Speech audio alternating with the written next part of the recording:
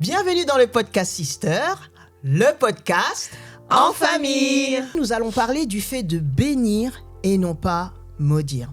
C'est un sujet tellement important parce qu'en fait, je crois vraiment qu'il y a de la dynamite dans notre bouche et lorsqu'on est responsable, que ce soit en tant que parent, en tant que père, mère, frère, sœur, pasteur, éducateur, professeur, on est dans une position d'autorité qui fait qu'on peut être amené à prononcer des paroles. Cependant, la Bible est claire en ce qui concerne nos paroles. La Bible ne veut pas que nous nous maudissions les uns les autres. Mais parfois, maudire, ça ne veut pas forcément dire lorsque je m'embrouille avec quelqu'un, je le maudis. Ça peut être aussi tout simplement croire des hérésies, des choses qui sont erronées et les déclarer sur la vie d'autrui parce qu'on a une amertume contre lui, parce qu'on n'est pas content de cette personne. Donc aujourd'hui, avec Martine et Dina, nous allons aborder ce sujet qui est quand même un sujet important parce que je vois, toi Dina, tu as travaillé beaucoup avec les enfants et tu as pu aussi te rendre compte parfois, malheureusement, des enfants qui avaient des attitudes, des choses qui montraient que des mauvaises paroles avaient été dites sur leur vie. Absolument. Et c'est surtout dans certaines cultures, notre attitude, parce qu'on parle de maudire, c'est parole, mais des fois il y a maudire dans l'attitude.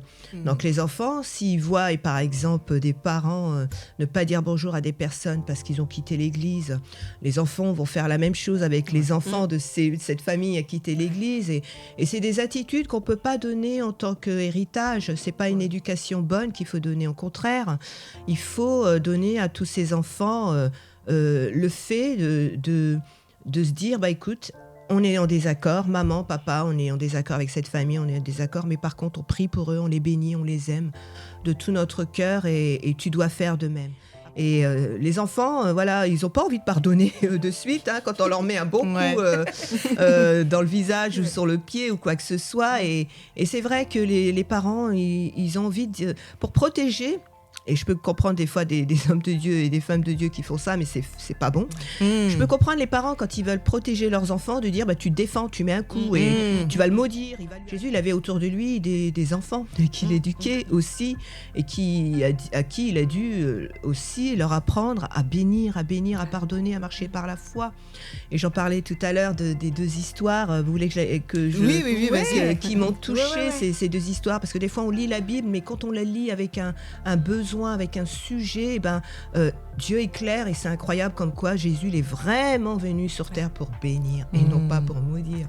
Il y a l'histoire du figuier, c'est cet arbre que Jésus, c'est vrai, moi ça m'a toujours éperlué de me dire mais pourquoi il maudit le figuier quoi. Mais il y a deux histoires, bien sûr, il maudit le figuier parce qu'il ne porte pas de fruits et ça c'est un autre sujet, mais ce qui se passe après, le lendemain, c'est hyper important parce que les disciples, ils disent à Jésus, hey, Jésus, regarde l'arbre là que t'as maudit la veille et tout, comme s'il disait ouais, tu vois, t'as bien fait de le maudire, ça marche et Jésus lui dit mais inquiète-toi de marcher dans la foi et marcher dans le pardon. En fait, compte, il veut montrer que c'est pas les sensations.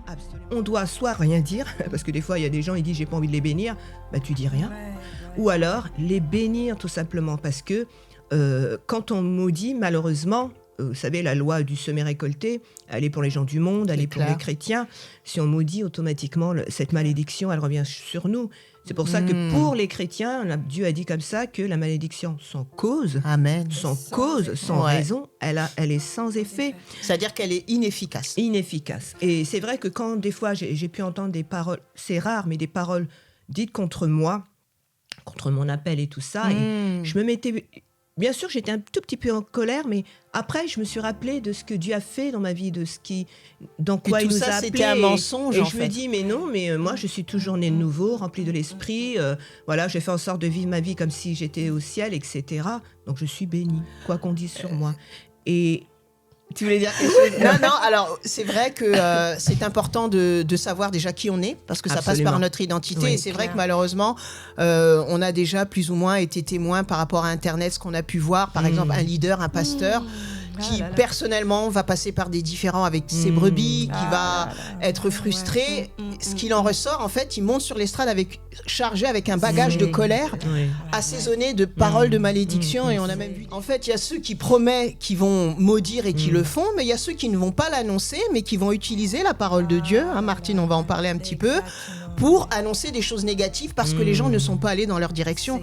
Et c'est gravissime, c'est quelque chose, c'est insidieux en fait, parce qu'on utilise la Bible pour dire aux gens, puisque tu ne vas pas dans la direction que je veux, il va t'arriver ça. Bah, les gens le pensent, les gens le reçoivent, pardon, et puis finalement ils entrent un petit peu, ils se mettent sous quelque chose qui n'est pas du tout de Dieu. En fait, on se questionne en fait. Tu parles des enfants. Les enfants en fait, ils savent pas. C'est nous qui leur enseignons la Bible. Absolument. C'est nous qui disons à nos enfants. Moi, je me rappelle Rachel quand elle était petite, elle avait entendu un jour un enseignement. Oui, la Barbie, maman, comme elle n'est pas dans la Bible, c'est un diable ou c'est un esprit ou quoi que ce soit. Je lui ai enseigné toutes ces choses. On a enseigné nos enfants sur le monde dans lequel on vit. Oui, mais oui. Être chrétien, il n'y a pas de. On vit dans le monde, donc il n'y a pas de le monde et le monde chrétien, mais on leur enseigne. Et que les enfants, comme tu dis, Dina, enseignez nos enfants à pas bénir, à bénir et à pas maudire.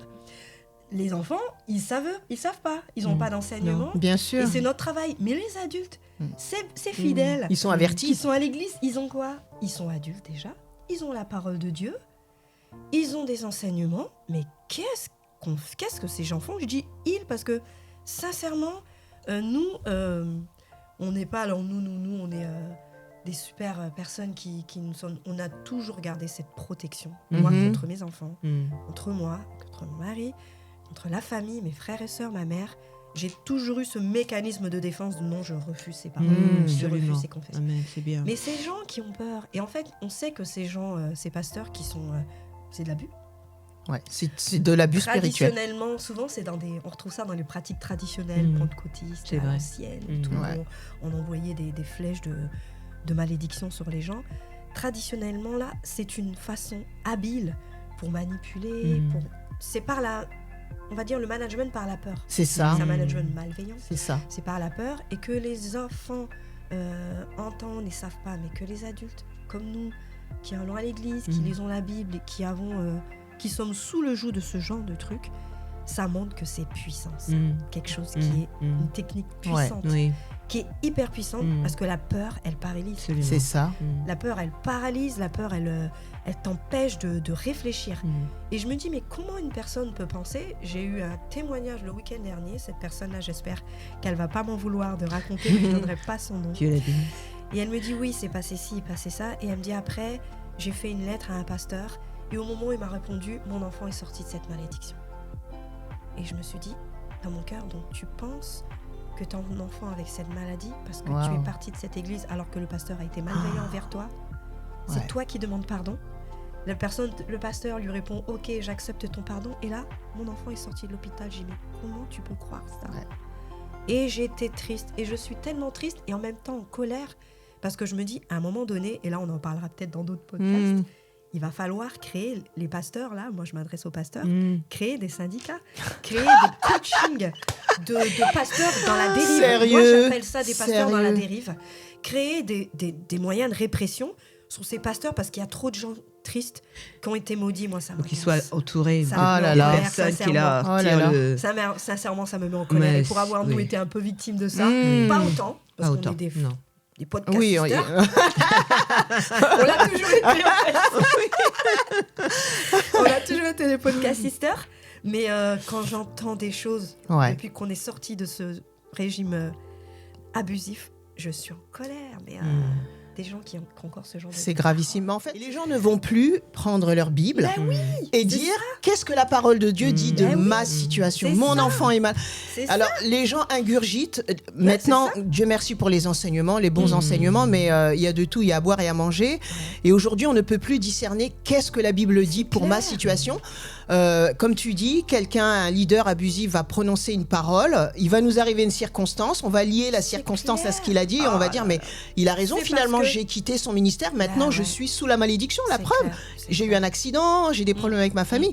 Et ce qui est grave dans tout ça, c'est qu'en fait le diable s'en mêle en fait. Absolument. Il s'en mêle parce que par rapport à notre croyance, il y a des circonstances, parce qu'on s'ouvre déjà, on ouvre une forme de porte, il y a des circonstances qui se mettent en place et on croit que cette parole de malédiction qui a été prononcée par ce leader selon Dieu, elle vient de Dieu, alors que Dieu, il nous a libérés de la malédiction à la croix. Et il y a une chose de bien que tu disais tout à l'heure, c'est lorsque les disciples, ils ont dit Les disciples, c'est pour ça que j'encourage vraiment, je vous encourage à lire l'Ancien Testament, mais le Nouveau Testament qui est vraiment la continuité du Premier Testament et qui est rempli d'amour, parce que dans cette histoire, il le montre très clairement, parce qu'à un moment donné, les disciples, ils vont dans une ville pour préparer le travail de Jésus. Ça doit être aller dans l'hôtel, trouver un endroit où se reposer, etc., une place pour aller prêcher, mais si vous voulez, ces deux disciples sont très mal reçus dans cette ville.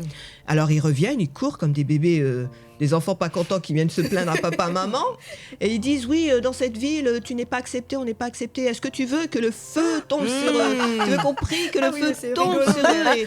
Et Jésus, dans la parole, dans la parole, c'est marqué que Jésus se tourna vers eux. Donc je peux imaginer que Jésus s'est tourné violemment vers eux, comme s'ils venaient de dire une chose atroce.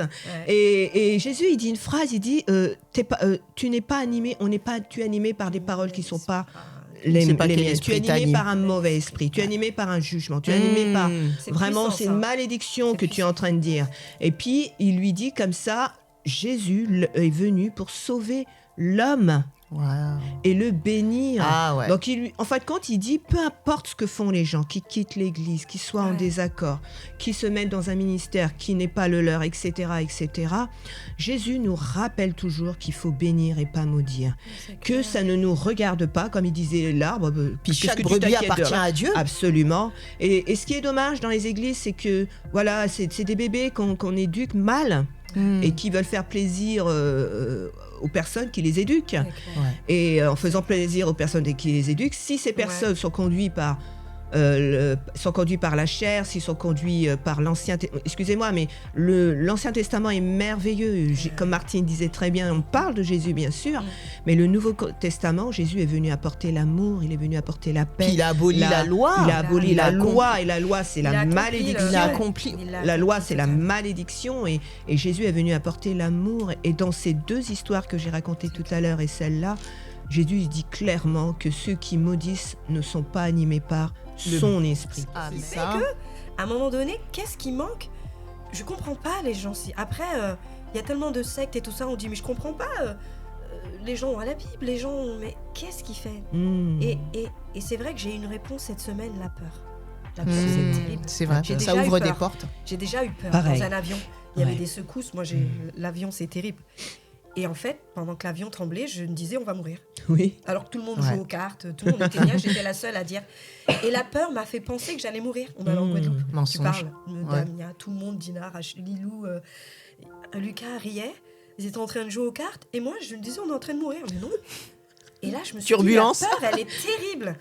Et la peur est terrible. Paralyse. Et je peux comprendre. Et qu'est-ce qui pouvait me rassurer? Le pilote disait, une zone de turbulence, ne vous inquiétez pas. Les hôtesses de l'air étaient debout, elles n'étaient même pas attachées.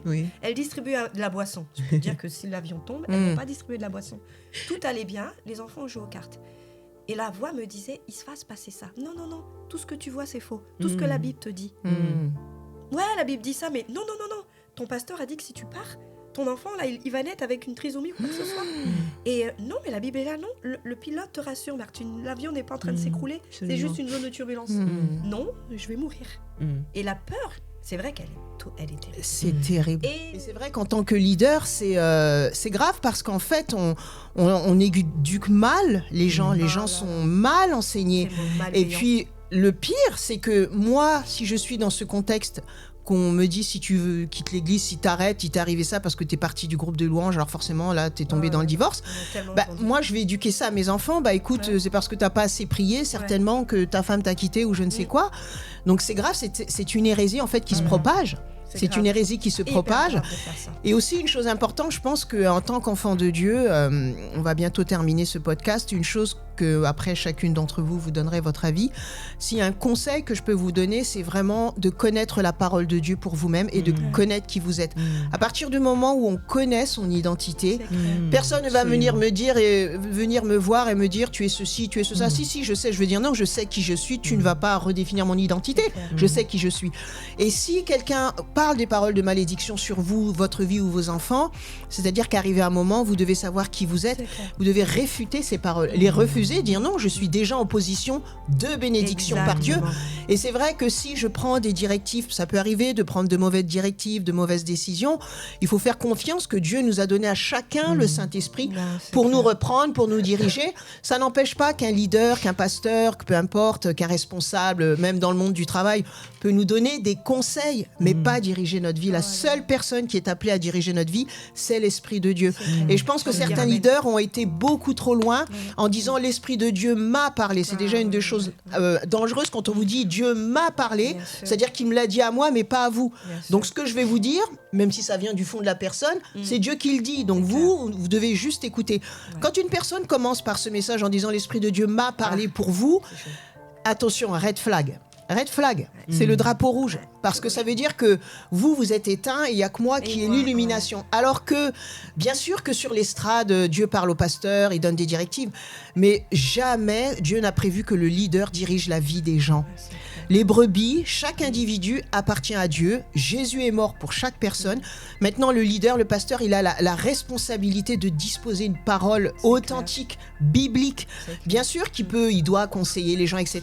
Mais il y a une différence entre conseiller, diriger, manipuler et puis menacer, littéralement, de l'estrade.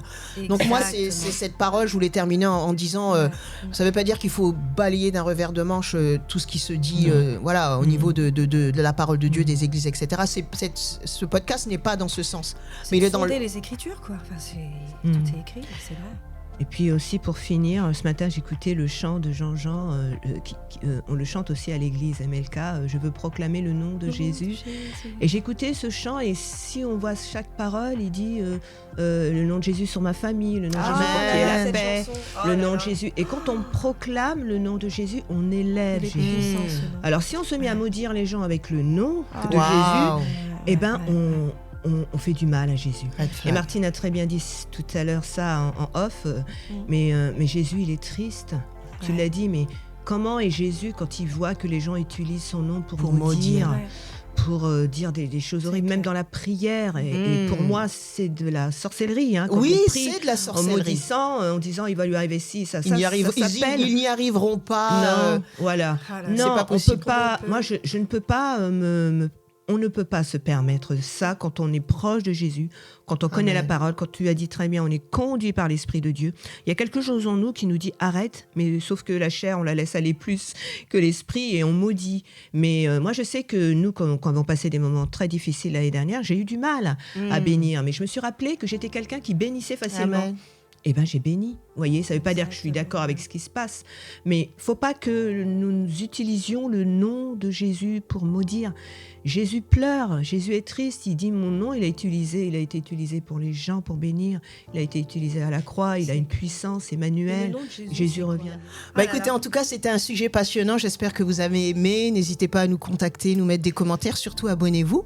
Je vous dis à très bientôt dans le podcast Sister. N'oubliez pas que c'est le podcast En Famille.